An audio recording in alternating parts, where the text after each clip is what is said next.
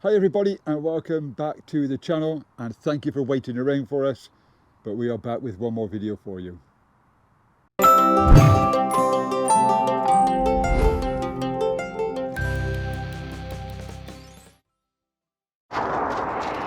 Morning everyone and welcome back to the channel. It's mid-January, can you believe it? So a very belated Happy New Year to you.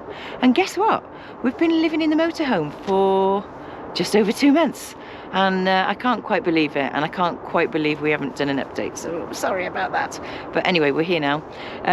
We've had a lot of questions asked, especially since the beginning of January, about all different aspects of motorhome living. So we thought what we'd do is we'd put together a video and just talk about what we've been doing, but also how we found it, and try and answer the questions that way. So I really hope it helps you, and I hope people are making decisions to do the same as us, because I tell you what, I haven't looked back.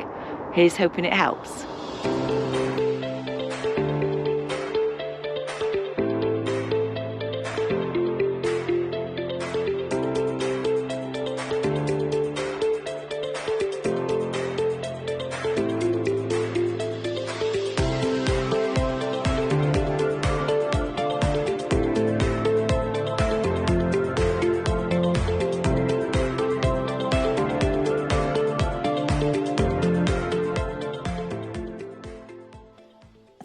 Questions that we've been asked the most is, do you regret what you've done, or do you miss your house?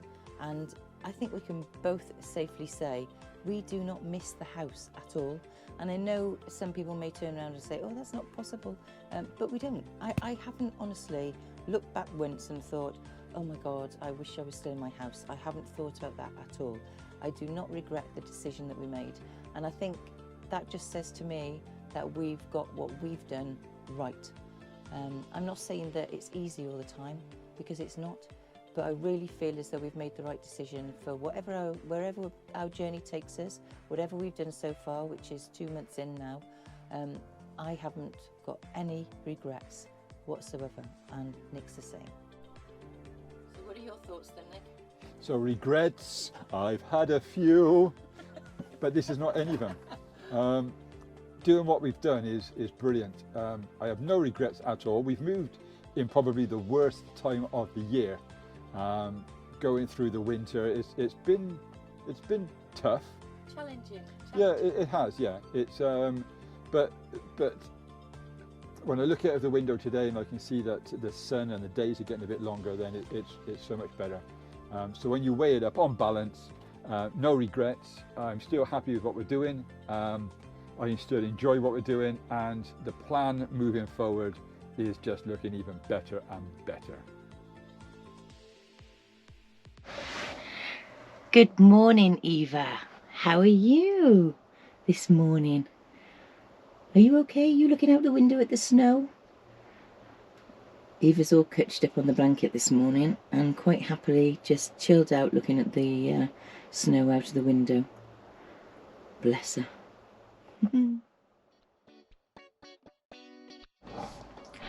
Two couples who are planning on moving into their motorhome this year have asked me about cooking and how we get on with preparing our food in the motorhome. So this is for you guys. Hello, if you're watching. Right, so one of the questions that we've been asked quite a lot is, what do you do about cooking in the motorhome? Do you end up eating takeaway food loads, or do you end up eating like microwave meals if you're hooked up to electric? No, do you know what? We've actually cooked more, haven't we, Nick, since being in the motorhome, because we've got to plan. So let me go through this with you. This is my little basic setup. Those that know, I'm a chef by trade anyway. But what we've got here is a full crock pot, which is cooking a beef casserole. And that will be given to Amanda's dad and probably her son, because we still have to feed the needy. And over here then we've got 2 different curries on the go, which is for tonight. So I like a lamb boona, so I've got a lamb boona which is just gently cooking here.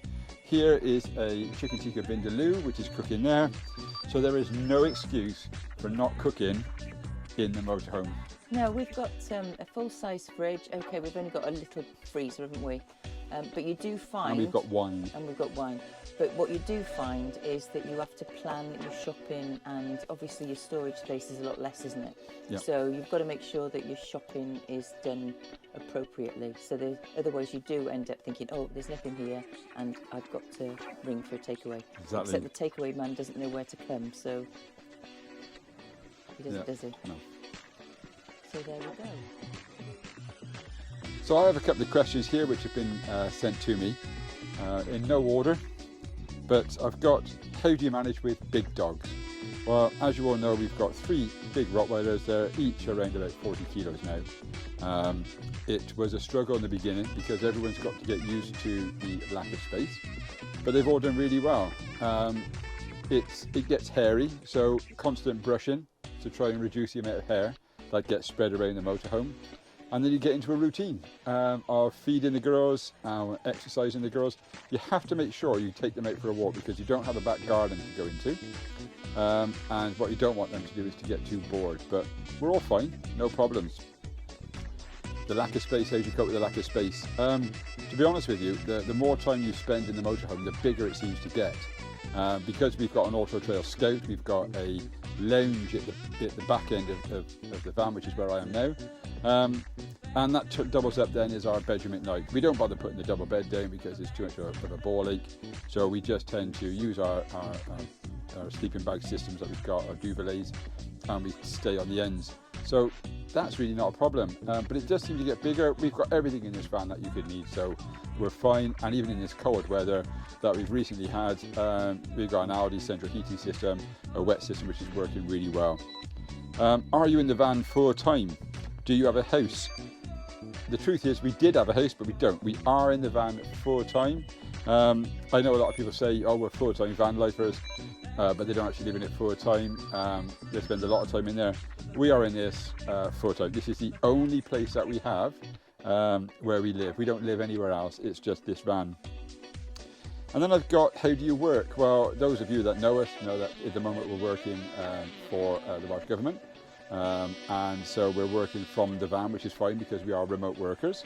And we have jobs that we both really, really love.